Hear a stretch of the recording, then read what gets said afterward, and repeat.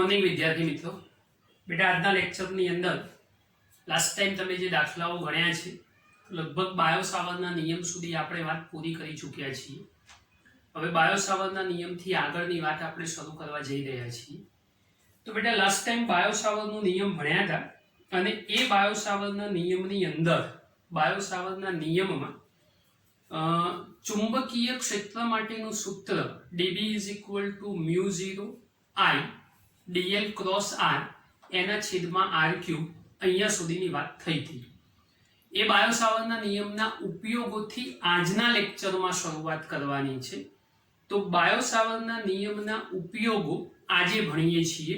એમાં પહેલા મુદ્દાની વાત છે, સમજો. વિદ્યુત પ્રવાહ ધારિત વર્તુળાકાર પ્રવાહ ગાળાની અક્ષ પર ચુંબકીય ક્ષેત્ર શોધવાનું છે. પ્રવાહ ગાળો એટલે કહેવાય લૂપ. લૂપ એટલે એક પ્રકારની રિંગ, વિચારી શકાય રિંગ એટલે વીંટી. આ જ પ્રશ્ન તમને બેટા એ રીતે પણ પૂછી શકાય કે ભાઈ વર્તુળાકાર રિંગ ઉપર ઉદ્ભવતું અથવા રિંગના કારણે એની અક્ષ પર ઉદ્ભવતું ચુંબકીય ક્ષેત્ર બાયો સાવરના નિયમનો ઉપયોગ કરીને સમજાવો. તો એ પણ સેમ પ્રશ્ન થશે. હવે ધ્યાન અહીં રાખજો, આ પ્રકારના ચુંબકીય ક્ષેત્ર એ બાયો સાવરના નિયમનો ઉપયોગ કરીને શોધી શકાય, પણ આટલી મોટી રિંગના કારણે ઉત્પન્ન થતું ચુંબકીય ક્ષેત્ર સરળતાથી મળે નહીં. તો શું કરવું પડે? તો એ રિંગના અતિ સૂક્ષ્મ ટુકડાઓ, દાખલા તરીકે આખી રિંગની લંબાઈ L લઈએ તો એવા સંજોગોમાં એના ટુકડાઓ dl dl dl dl આવા ટુકડાઓ પાડતા જાઓ. એ ટુકડાઓનો સદિશ સરવાળો, એક ટુકડા માટે ક્ષેત્ર મળે એવું બીજા માટે, ત્રીજા માટે, દરેકે દરેક ક્ષેત્રોનો સદિશ સરવાળો કરો તો તમે પરિણામી ચુંબકીય ક્ષેત્ર શોધી શકો. આ જ બાબત બાયો સાવરે શીખવાડી હતી, જે યાદચ્છિક તાર પસંદ કરીને અતિ સૂક્ષ્મ ખંડ માટે વાત કરી હતી. એવી સેમ ટુ સેમ વાત આપણે અહીંયા કરીશું. પ્રશ્નની શરૂઆત કરું છું, સમજજો. આકૃતિમાં દર્શાવ્યા પ્રમાણે આવી એક વર્તુળાકાર રિંગ દેખાડેલી છે કે જે વર્તુળાકાર રિંગની ત્રિજ્યા ધારો કે કેપિટલ R છે. આ વર્તુળાકાર રિંગમાંથી ધારો કે I જેટલો વિદ્યુત પ્રવાહ વિષમ ઘડી દિશામાં પસાર થઈ રહ્યો છે. સમજો, જરૂરી તો છે જ નહીં કે વિષમ ઘડી, તમારે આમ ફેરવવો હોય તો આમ ફેરવજો, તમારી ઈચ્છા હોય એમ કરજો, એનાથી કોઈ બહુ ઝાઝો ફરક પડવાનો નથી. આ રિંગનું કેન્દ્ર તૈયાર થઈ ગયું, આ રિંગની અક્ષ મળી ગઈ, એટલે રિંગની અક્ષ એ x અક્ષ ઉપર સંપાત કરેલી છે અને રિંગનું સમતલ એ yz સમતલમાં છે. રિંગ એટલે 3 ડાયનેમિક ભૌતિક રાશિ થઈ. રિંગ એટલે જે રચના આપણને દેખાય રિંગ વાળી, તો 3 ડાયનેમિક રચના, આ એની અક્ષ મળી કહેવાય. તો અક્ષ એ x અક્ષ ઉપરના સંપાત થાય અને રિંગનું જે સમતલ તૈયાર થશે એ સમતલ એ yz સમતલમાં મૂકેલું છે. આપણે રિંગના કેન્દ્રથી x અક્ષ ઉપર આવેલા P બિંદુ પાસે, હવે એ અહીંયાથી કેટલું અંતર? તો ધારો કે x જેટલું અંતર, કેમ કે x અક્ષ ઉપર ધારેલું છે. રિંગના કેન્દ્રથી x અંતરે આવેલા P બિંદુ કે જે રિંગની અક્ષ ઉપર હોવું જોઈએ, આપણો પ્રશ્ન જ એ છે. P બિંદુ પાસે મારે ચુંબકીય ક્ષેત્ર શોધવું છે. હવે જો P બિંદુ પાસે ચુંબકીય ક્ષેત્ર શોધવું હોય તો આટલી મોટી રિંગના કારણે ચુંબકીય ક્ષેત્ર બેટા કદાપી પ્રાપ્ત થાય નહીં. તો શું કરીશું? આપણી રિંગના અતિ સૂક્ષ્મ ટુકડાઓ પાડી દઈશું. તો ધારો કે રિંગના ટુકડાઓ આપણે પસંદ કરીએ, અહીંયાથી એક ખંડ લઈ લઉં છું. ધારો કે અતિ સૂક્ષ્મ ખંડ તૈયાર થયો dl, એવો બીજો, ત્રીજો, ચોથો, પાંચમો, છઠ્ઠો, બહુ બધા નહીં દોરું, નહીં તો રિંગ ગાયબ થઈ જશે અને ખંડ દેખાતા થઈ જશે. આ dl, આ બીજો ખંડ તૈયાર થયો, આવા લઈ શકાય આમ સળંગ. હવે આવો જે ખંડ આપણી પાસે તૈયાર થયો એ ખંડમાંથી યાદચ્છિક રીતે કોઈ પણ એક ખંડ માટે પસંદગી કરીએ. એવા બીજા માટે, ત્રીજા માટે, ચોથા માટે બધાનું સિગ્મા એટલે સંકલનનું સ્વરૂપ કરીને સરવાળો કરો તો રિંગ માટે ઉદ્ભવતું ચુંબકીય ક્ષેત્ર બેટા મળી જશે. સમજો, બાયો-સાવર્ટના નિયમનો આપણે ઉપયોગ કરીએ તો સમજજો જરા. આ બધું વર્ણન લખવું પડશે, યાદ રાખજો. બાયો-સાવર્ટના નિયમ પરથી આ આઈ જેટલો પ્રવાહ આખી રિંગમાંથી પસાર થાય તો ટુકડામાંથી પણ આઈ જેટલો જ પ્રવાહ પસાર થવો જોઈએ, એટલે આઈડીએલ એ વિદ્યુત પ્રવાહ ખંડ થઈ જશે. તો બાયો-સાવર્ટના નિયમ પરથી આઈડીએલ વિદ્યુત પ્રવાહ ખંડની સાપેક્ષે આર સ્થાન સદિશ ધરાવતા બિંદુએ ચુંબકીય ક્ષેત્ર. હવે જુઓ ધ્યાનથી, આ જે ખંડ પસંદ કર્યો છે એ ખંડથી જોજો હો, આ ખંડથી આર સ્થાન સદિશ ધરાવતું બિંદુ જોઈ લો. આ પી બિંદુ તૈયાર થઈ ગયું, આર સ્થાન સદિશ બતાવી દીધો. આર સ્થાન સદિશ ધરાવતા બિંદુએ ચુંબકીય ક્ષેત્ર આપણે શોધવું છે. હવે જો આ બિંદુ પાસે મારે ચુંબકીય ક્ષેત્ર શોધવું હોય, બાયો-સાવર્ટના નિયમનો ઉપયોગ કરવો હોય તો માટે dB is equal to μ0/4 pi IDL cross R upon R cube. આ મૂલ્ય થઈ જશે, કેમ કે આપણે એને પોઝિટિવ સાઇન સાથે જ લેવાનું છે, નેગેટિવ સાઇન તો હોવી જ ના જોઈએ. સાદું રૂપ વિચારીએ તો μ0/4 pi IDL R sin theta upon R cube. સાદું રૂપ બધું ચોપડીમાં નહીં દેખાય, માટે અહીંયા ધ્યાન આપજો બેટા. આ બધી વાતો તમને લખી આપું છું. પણ આ ડીબી તૈયાર થઈ ગયું ચુંબકીય ક્ષેત્ર, પણ ડીએલ લંબ આર જોઈ લો. આ ડીએલ છે ને આર છે, આ 90 ડિગ્રી દેખાય જ છે હોવાથી થીટા ઇઝ ઇક્વલ ટુ 90 અને sin 90 ઇઝ ઇક્વલ ટુ 1. તો આ થીટા દૂર કરી દઈએ બેટા. તો dB ઇઝ ઇક્વલ ટુ, આ sin થીટા મૂક્યું એટલે મૂલ્ય થઈ ગયું હો, પછી એકલો dB લખશો તો બી ચાલશે. μ0/4 પાઈ IDL, આ સ્ક્વેર જોડે એક ઉડાડી દઉં, અપોન R સ્ક્વેર. તો એક આ નોર્મલ ઇક્વેશન તમારું સાદું તૈયાર થઈ. હવે આકૃતિને ખૂબ ધ્યાનથી જોવાની છે. આટલો ત્રિકોણ, એક આટકોણ ત્રિકોણ દેખાય છે.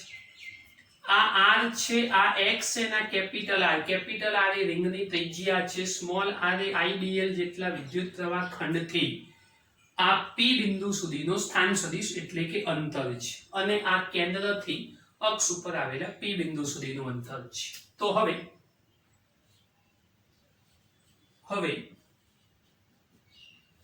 આકૃતિ પરથી પાયથાગોરસ લગાવો તો small r square is equal to capital R square plus x square.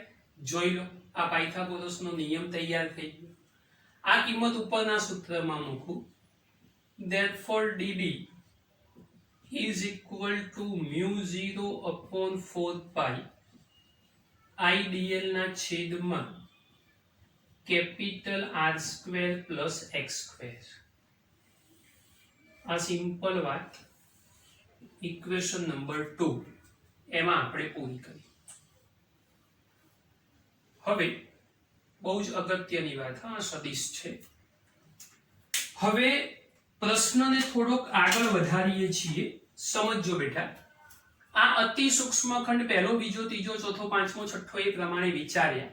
એના કારણે ઉત્પન્ન થતું ચુંબકીય ક્ષેત્ર આપણે P બિંદુ પાસે શોધવું છે. હવે જોજો, આવા જે ટુકડાઓ તૈયાર થયા એ ટુકડાઓના કારણે P બિંદુ પર મારે ક્ષેત્ર શોધવું હોય તો કેવી રીતે મળે છે જુઓ હો જરા ધ્યાનથી.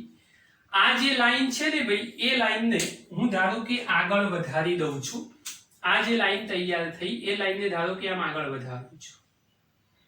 તો આ ડીબી તૈયાર થયું ચુંબકીય ક્ષેત્ર. જરૂરી નથી આ જ હોય, મારે આ ખંડ ધારી લઉં હું અહીંયાથી, તો અહીંથી ખંડ ધારી લઉં તો અહીંથી ચુંબકીય ક્ષેત્ર ડીબી આવું પણ મળવાનું.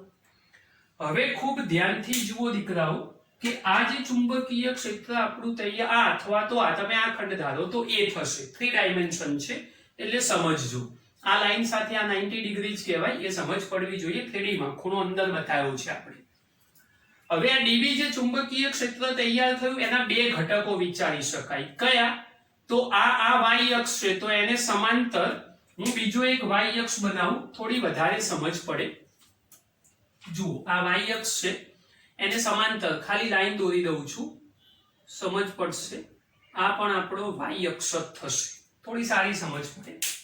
હવે જુઓ હું બે ઘટકો દોરું છું તો સૌથી પહેલા આ ટુકડા માટે વિચારું તો એક ઘટક અહીંયા થવાનો છે, બીજો જે ઘટક તૈયાર થશે અહીં થશે. આ P બિંદુ તો છે જ બેટા, હા અહીંયા આગળ ધ્યાન રાખજો જરા. બે લાઈનો થઈ ગઈ થોડી તૈયાર અહીંયા, એટલે આ કાઢી નાખું છું. આ P બિંદુ તો છે જ આપણું, જેમ છે એમ સલામત. આ બીજો ઘટક તૈયાર. હવે જુઓ આ ચુંબકીય ક્ષેત્ર x અક્ષ જોડે બનાવશે તો આ ઘટક જે તૈયાર થયો એ થશે db cos θ.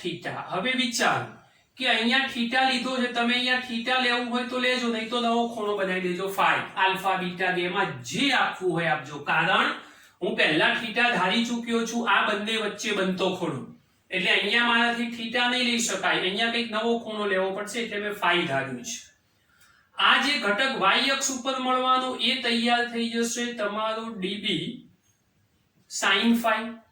સેમ કન્ડિશન વિચારો બેટા ઉપર, તો ઉપર આ જે db તૈયાર થયો એનો જો ઘટક હું વિચારીશ તો અહીંયા થશે db cos phi, અને અહીં વિચારીશ તો આ થશે db sin phi.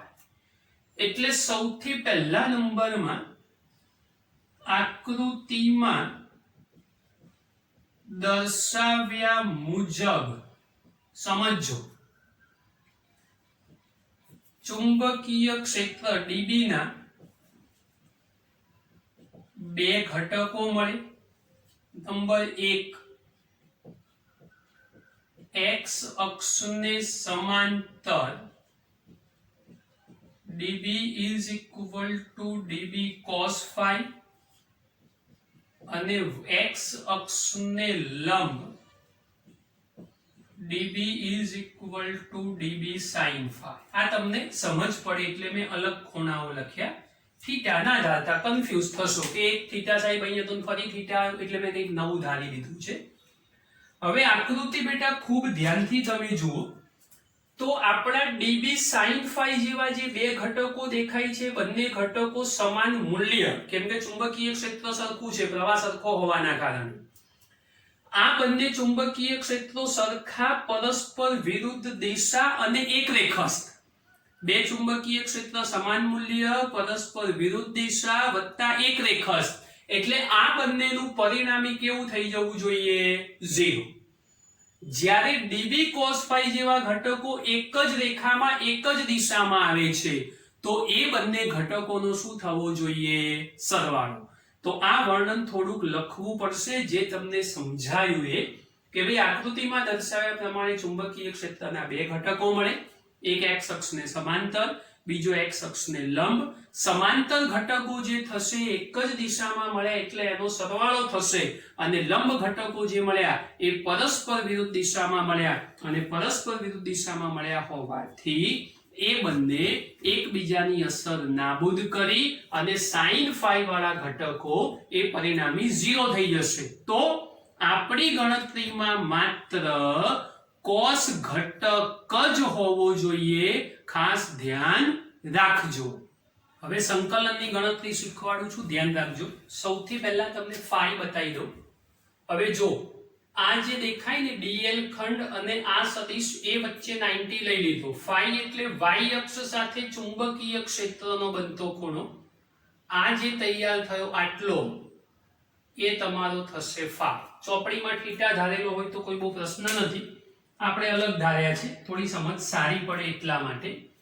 તો હવે સમજાયું તમને એ પ્રમાણે કે ભાઈ બધા x અક્ષની દિશામાંના ઘટકોનો સરવાળો થશે એટલે dB of x is equal to આ x અક્ષની દિશા મેં લઈ લીધી dB cos phi dB એટલે મૂલ્ય જ કહેવાય જે મૂલ્ય ઓલરેડી આપણે શોધીને બેઠા છીએ તો dB ની જગ્યાએ લખી દઈશું μ0 upon 4 pi IDL upon capital R square plus x square આ લખી દીધું dB નું મૂલ્ય cos phi જેમ છે એમ સલામત રાખીએ હવે જોજો હો પણ આકૃતિ પરથી બેટા સમજો ચોપડીમાં પાગલ થઈ જશો પ્રશ્ન વીઆઈપી છે પરીક્ષામાં પૂછાવાનો છે એકદમ મોસ્ટ આઈએમપી પ્રશ્ન છે ખાસ ધ્યાન રાખજો જરા તો આકૃતિ પરથી આ ફાઈ દેખાય આ પાસેની બાજુ આ સામેની બાજુ ના અર્જુન તૈયાર થઈ ગયો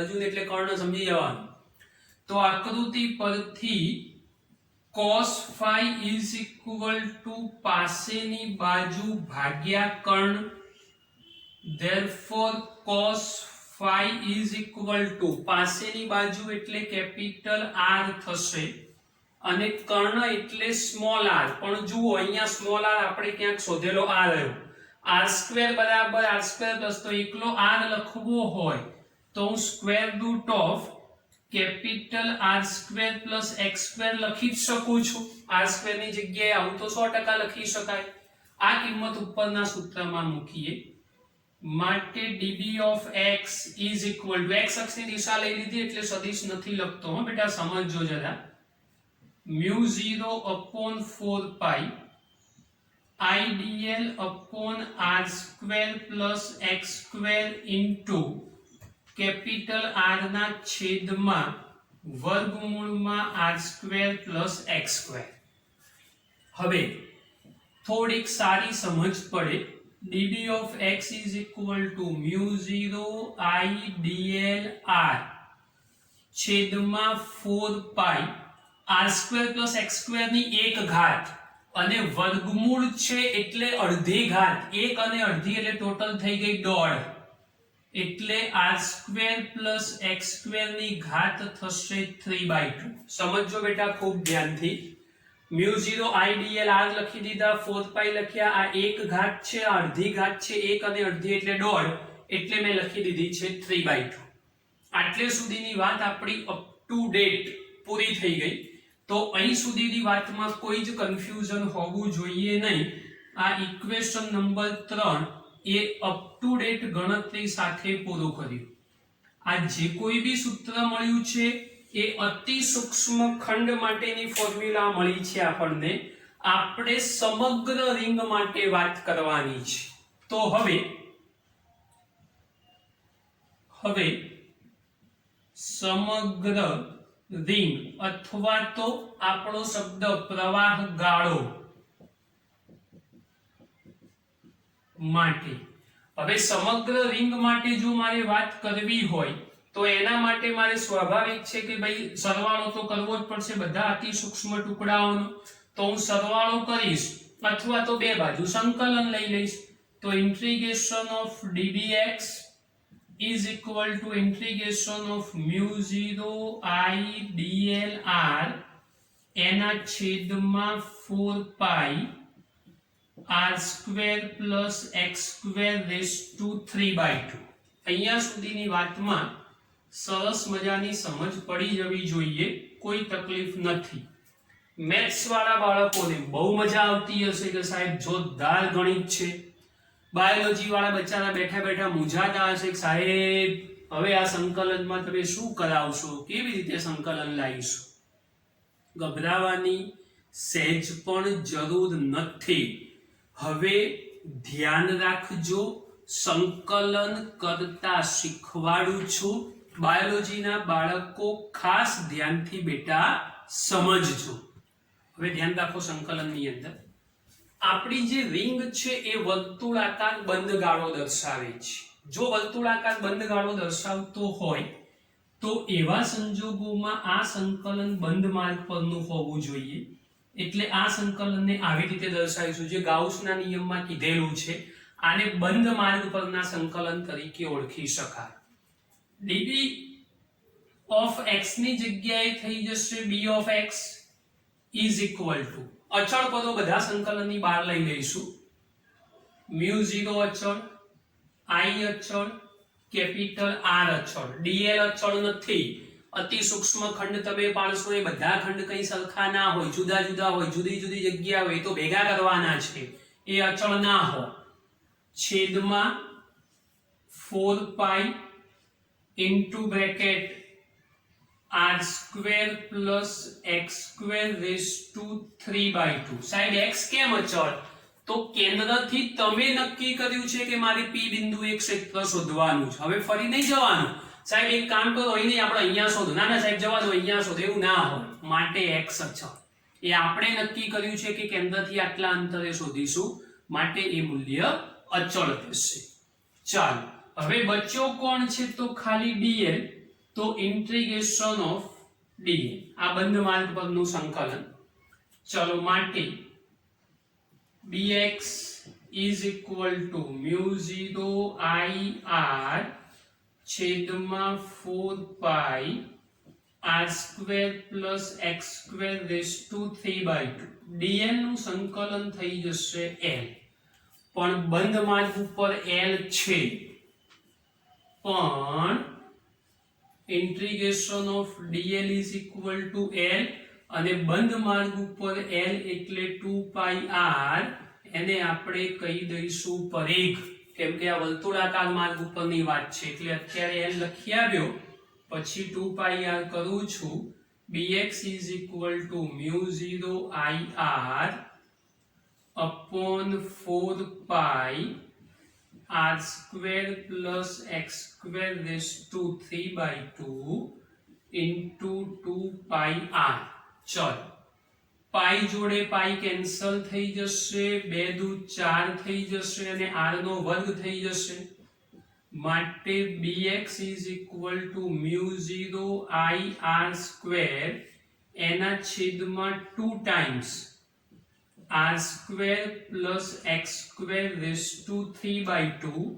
આ વર્તુળાકાર બંધ ગાળો અથવા તો વલય અથવા તો રિંગ માટેના ચુંબકીય ક્ષેત્રનું સૂત્ર થયું, જે સૂત્ર બહુ જ અગત્યનું અને એકદમ વીઆઈપી સૂત્ર છે. આગળના દાખલાઓ ગણવાના આવશે, એમાં આ ફોર્મ્યુલાનો ઉપયોગ કરવો પડશે. થિયરી બહુ જ ઇમ્પોર્ટન્ટ છે બેટા, ધ્યાનથી તૈયાર કરજો. બાયોલોજી વાળા બાળકો ખાસ, કેમ કે આમાં 100% મેથ્સ આવે છે, એ સમજીને કામ કરજો. હવે આના રિલેટેડ ખાસ કિસ્સાઓની ચર્ચા કરીએ જે પણ અગત્યના છે. વિચારીશું એટલે જવાબો મળતા થઈ જશે. નંબર 1 તમારે ધારવાનું છે, કામ આપણે કરીશું. આ P બિંદુ અહીંયા દેખાય છે, એ ધારો કે કેન્દ્ર ઉપર હોય તો ચાલો સૌથી પહેલી વાત આપણે લખીએ, રિંગના કેન્દ્ર પર ચુંબકીય ક્ષેત્ર. હવે વિચારો કે P બિંદુ હું અહીં ધારી લઉં તો આ જે x અંતર છે આપણી પાસે શું થઈ જવું જોઈએ? 0. તો સમીકરણ 4 માં x is equal to 0 લેતા, ચોથા સમીકરણમાં x બરાબર 0 લઈ લો, આપણું કામ પૂરું થઈ જશે. તો માટે શું કરીશું ભાઈ? b of x ની જગ્યાએ ખાલી શબ્દ વાપરીશું કેન્દ્ર is equal to μ0 i r square એના છેદમાં 2 times r square વત્તા 0 નો વર્ગ એની 3/2. તો μ0 i r square ના છેદમાં 2, r ના વર્ગ, આ તો 0 થઈ ગયું, r square ની 3/2 એટલે વર્ગ વર્ગ ગયો એટલે 2r ક્યુબ થઈ જશે. સ્ક્વેર જોડે ક્યુબ કેન્સલ કરો એટલે μ0 i upon 2r આ કેન્દ્ર પાસે ચુંબકીય ક્ષેત્રનું સૂત્ર થયું. કોઈક પ્રશ્ન એવો આવે કે ડાયરેક્ટ પૂછેલું હોય કે ભાઈ રિંગના કેન્દ્ર પર ચુંબકીય ક્ષેત્ર શોધો તો સીધું આ સૂત્ર મૂકી અને ગણતરી કરવાની રહેશે. પછી આ બધી માથાકૂટ નહીં કરવાની કે ભાઈ 0 મૂકો ને સાદું રૂપ આપો ને કેલ્ક્યુલેશન, એવું નહીં. ડાયરેક્ટ આ સૂત્ર, અંદર કિંમત એટલે જવાબ. હવે જુઓ બીજી વાત લઈએ. આ કેન્દ્ર પર આપણે ચુંબકીય ક્ષેત્ર શોધ્યું. જો રિંગ n આંટા વાળી હોય તો આ જે રિંગ દેખાય છે એને એક જ આંટો છે. એવી આપણી રિંગ ધારો કે એક કરતા વધારે 10 આંટા, 20 આંટા, 30 આંટા, તો કોઈ ટેન્શન નહીં. આપણા સમીકરણને n વડે ગુણી દો તો શું થઈ જશે? bx is equal to mu 0 n I r square એના છેદમાં 2 times r square plus x square raised to 3/2. તો આ પણ એક અગત્યનું સૂત્ર તૈયાર થઈ ગયું n આંટા માટે. કેન્દ્ર ઉપર n આંટા હોય તો mu 0 ni upon 2r એવું કીધું હોય કે ભાઈ આપણું વલય અથવા રિંગ એ 10 આંટાની બનેલી છે તો ગુણ્યા 10 અહીંયા કરી દેજો. એમાં ચિંતા કરવાની સેટ પણ જરૂર નથી. તો આ બંને મુદ્દાઓ બહુ જ મહત્વના. રિંગ n આંટા વાળી હોય અને કેન્દ્ર ઉપર આપણે ચુંબકીય ક્ષેત્ર શોધવું હોય તો આની મદદથી શોધી શકીએ છીએ. હવે આ પ્રશ્ન એ બહુ જ અગત્યનો પ્રશ્ન છે જે તમારે કોઈ પણ સંજોગોમાં તૈયાર કરવો પડશે. હવે એક નવી વાત કરીએ છીએ. ત્રીજા નંબરમાં જમણા હાથના અંગૂઠાનો નિયમ સમજો બેટા. આ લૂપ માટે, તાર માટે મેં આગળ અલગ વાત શીખવાડેલી છે. આપણે જે ચર્ચા કરવાની છે લૂપ માટે કરવાની છે. એટલે માની લો કે ભાઈ આવું કોઈ પ્રવાહ ગૂંચળું હોય, ધારો કે આવું લૂપ છે અને એ લૂપમાંથી પસાર થતો વિદ્યુત પ્રવાહ એની તમને જે બી ફાવે, ધારો કે આ દિશામાં આમ પસાર થાય છે એટલે અહીંથી તો આમ જ થશે. હવે જે દિશામાં વિદ્યુત પ્રવાહ પસાર થતો હોય એ દિશામાં તમારી આંગળીઓ વાળવાનો પ્રયત્ન કરો. તો હવે જુઓ, આપણે જે દિશામાં પ્રવાહ પસાર થાય છે એ દિશામાં આંગળીઓ, આ દિશામાં પ્રવાહ છે, મારી આંગળીઓ મારે આમ વાળવી પડશે. તમે ધ્યાનથી જોજો, ત્યાં આગળ બોર્ડ ઉપર અલગથી દેખાય, આમ બતાવું છું કે ભાઈ જે દિશામાં પ્રવાહ એ દિશામાં મારે આંગળીઓ વાળવી પડશે. તો હું આંગળીઓ આમ વાળીશ. તો આંગળીઓ આમ વાળીશું તો અંગૂઠો જે દિશામાં રહેશે એ દિશામાં ચુંબકીય ક્ષેત્ર હોવું જોઈએ. કોના માટે?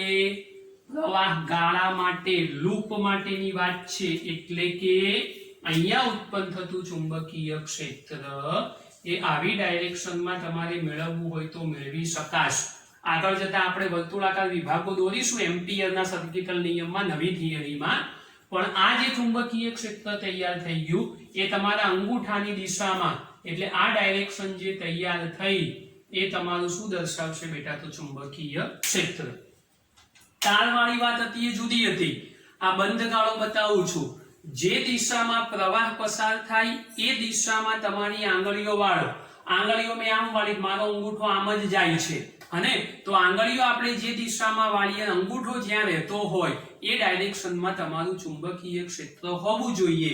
આને જમણા હાથના અંગૂઠાના નિયમ તરીકે ઓળખી શકાય. તો બેટા આજના લેક્ચરની અંદર આ એક થિયરી આપણે મેન્ટેન કરી છે જે અત્યંત અગત્યની છે.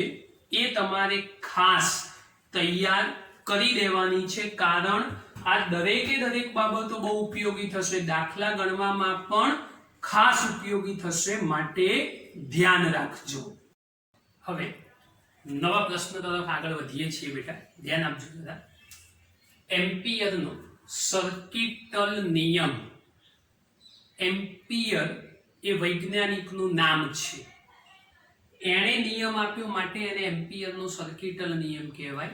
બંધ ગાળા માટેનો નિયમ છે માટે સર્કિટલ નિયમ. યાદ કરાવું, પહેલા ચેપ્ટરમાં આપણે કુલમ્બનો નિયમ ભણ્યા હતા અને એના પછી કુલમ્બના નિયમની મદદથી ગાઉસ શીખ્યા હતા. ગાઉસનો નિયમ એ કુલમ્બના નિયમની મદદથી જ મળેલી વાત છે ને એના ઉપયોગો બી આપણે જોયા હતા. સેમ કન્ડિશનમાં બાયોસાવર્ટનો નિયમ ભણ્યા તો એ નિયમની ઉપયોગિતા અથવા ઉપલબ્ધિ એ આપણને એમ્પિયરના સર્કિટલ નિયમ સુધી લઈ જાય છે.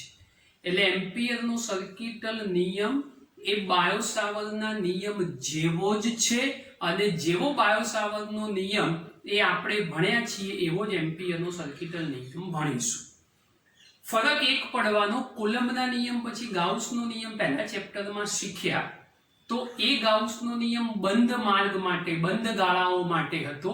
એવી જ વાત એમ્પિયરના સર્કિટલ નિયમમાં પણ છે. આ નિયમ પણ બંધ માર્ગ માટે, બંધ ગાળા માટે જ છે. આ બાબતનું ખાસ ધ્યાન રાખજો. શરૂઆત કરીએ છીએ. ચોપડીની આકૃતિ કરતા થોડી ડિફરન્ટ આકૃતિ લઈએ, ચોપડીમાં બી સમજ પડે એવું જ છે. ધારો કે આવો કોઈક યાદચ્છિક આકારવાળો તાર પસંદ કરો. તમારી ટેક્સ્ટબુકમાં સળંગ એક વર્તુળાકાર રિંગ બતાવી છે. આને એની સીમા તરીકે ઓળખી શકાય. સીમા એટલે આ બાઉન્ડરી લાઈન તૈયાર થઈ. આ જે આપણી પાસે યાદચ્છિક ગાળો પસાર થયો એમાંથી કોઈ પણ પ્રકારના યાદચ્છિક તાર, આ યાદચ્છિક તાર પસંદ કરી લીધા આપણે. આ યાદચ્છિક તાર થયા. આ જે તાર પસાર થાય છે, આ સમજ પડે એટલા માટે બેટા આવું શીખવાડું છું. આ જે તાર છે આપણી પાસે, એ તારમાંથી અમુકમાંથી વિદ્યુત પ્રવાહ, ધારો કે I1 ઉપર ગયો, ધારો કે I2 નીચે, I3 ઉપર, I4 ઉપર, I5 નીચે, I6 નીચે, આવું તમારી ઈચ્છા હોય એ પ્રમાણે તમે લઈ શકો છો. બધા જ તારના પ્રવાહો એક જ દિશામાં રાખવા હોય તો રાખી શકો, જે આપણી ટેક્સ્ટબુકમાં x અક્ષની દિશામાં આપ્યા છે. કંઈક નવું શીખવા મળે છે. હવે વિચારો કે ભાઈ આ દરેકે દરેક પ્રકારના તારમાંથી પ્રવાહ પસાર કરેલો છે તો એના કારણે એની આજુબાજુ ચુંબકીય ક્ષેત્ર તો ઉત્પન્ન થતું જ હશે. હવે પહેલા તારના કારણે બી ક્ષેત્ર મળે, બીજાના મળે, ત્રીજાના મળે, ચોથાના, પાંચમાના, છઠ્ઠાના, દરેક તારના કારણે ચુંબકીય ક્ષેત્ર મળશે. એ જે ચુંબકીય ક્ષેત્ર ઉત્પન્ન થયું એ કેટલા વિસ્તાર સુધી મળે, તો એને સમજવા માટે આપણે શું કરીશું કે આ તાર, એ તારને આપણા હાથની બે હથેળીઓ વચ્ચે રાખો અને વલોણીની જેમ એને ફેરવવાનો પ્રયત્ન કરો. દહીં છાશ વલોવતા હોઈએ એ પ્રમાણે. તો તમે જોજો હો, આ તાર રાખીને મારે ફેરવવાનો પ્રયત્ન કરું તો મેક્સિમમ આ મર્યાદા, હવે ફેરવીશ તો નીચે પડી જશે. એ જ પ્રમાણે આ મેક્સિમમ મર્યાદા. તો તારની આજુબાજુ લિમિટેડ વિસ્તાર પૂરતું ચુંબકીય ક્ષેત્ર પ્રવર્તશે.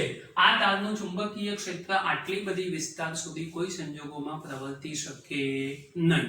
ટેક્સ્ટબુકમાં જે સળંગ દિશામાં તાર બતાવીને એક સીમા બતાવી, તો એ સીમા એ બાઉન્ડરી બતાવી છે કે આનું ક્ષેત્ર આટલા વિસ્તારમાં મર્યાદિત છે. કેવી રીતે મળે એ સરળ સેન્સમાં મેં તમને સમજાવ્યું.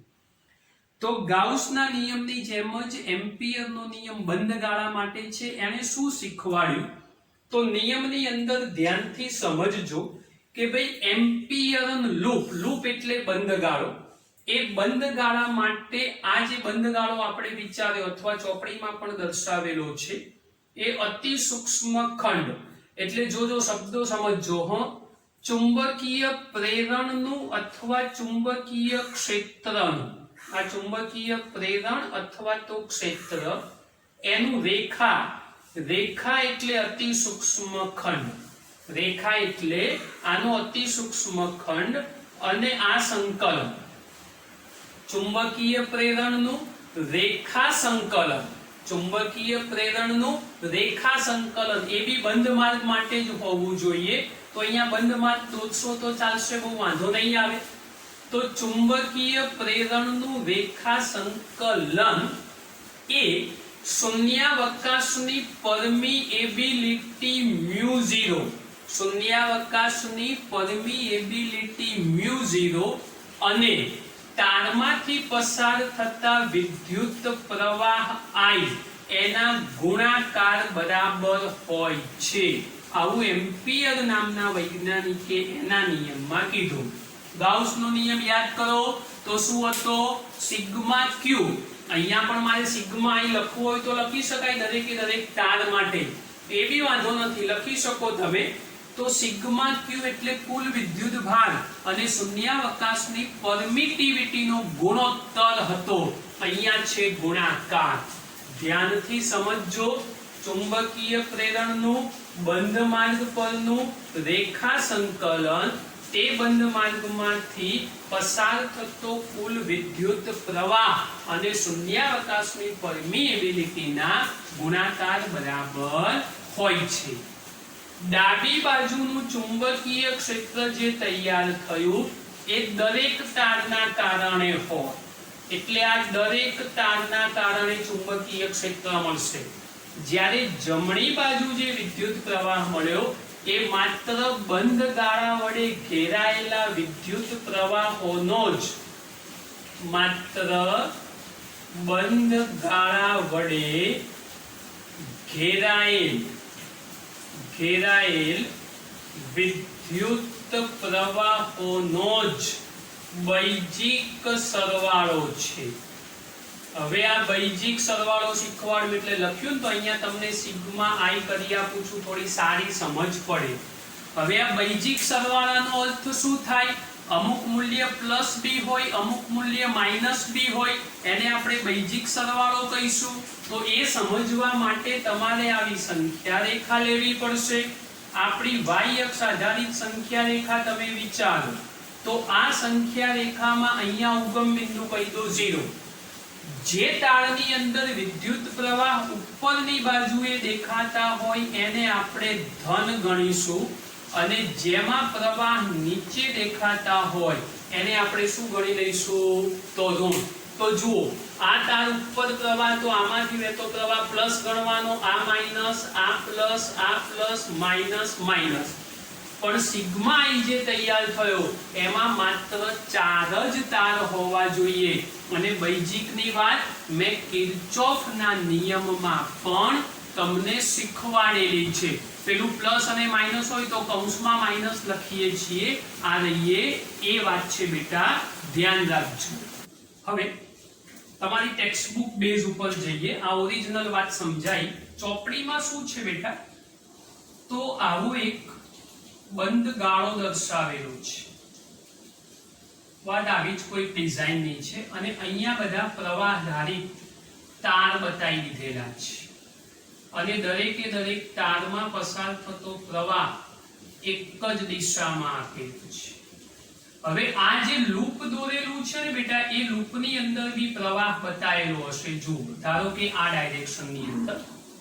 તો હવે આમાં એમ્પિયરનો સર્કિટલ નિયમ એટલે બંધ ગાળા માટેનો જ નિયમ છે. જમણા હાથના નિયમને એપ્લાય કરવો હોય તો એમાં શું કરવું પડે કે આ લૂપમાં જે દિશામાં પ્રવાહ પસાર થાય એ દિશામાં, હમણાં સમજાવ્યું એમ આંગળીઓ વાળો તો અંગૂઠો જે દિશામાં રહેતો હોય એ દિશાના પ્રવાહોને ધન ગણવા, એની વિરુદ્ધ દિશાના પ્રવાહોને ઋણ ગણવા. મેં સિમ્પલ સેન્સ આપ્યો. આવી યાદચ્છિક વાત કરીને y અક્ષ પ્રમાણે ઉર્ધ્વ દિશામાં પ્રવાહ જતો હોય તો પ્લસ, અધો દિશામાં જતો હોય તો માઈનસ. સેમ કન્ડિશનમાં આ બાજુ પ્લસ ને આ દિશામાં પ્રવાહ જતો હોય તો માઈનસ. પણ જમણા હાથના નિયમની મદદથી આ બાબત શોધી શકાય.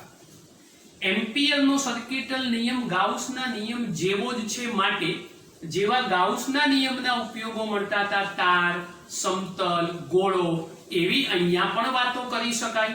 આપણે આના પછી એક ઉદાહરણ શીખીશું તો એ ઉદાહરણમાં અનંત લંબાઈ વાળા તાર માટે ચુંબકીય ક્ષેત્ર શોધીશું.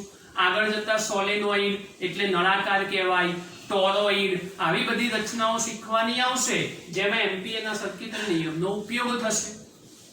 તો આ નિયમનો ઉપયોગ જેમ ગાઉસમાં કર્યું હતું એવું જ સેમ ટુ સેમ કામ અહીંયા આગળ કરવાનું આવશે.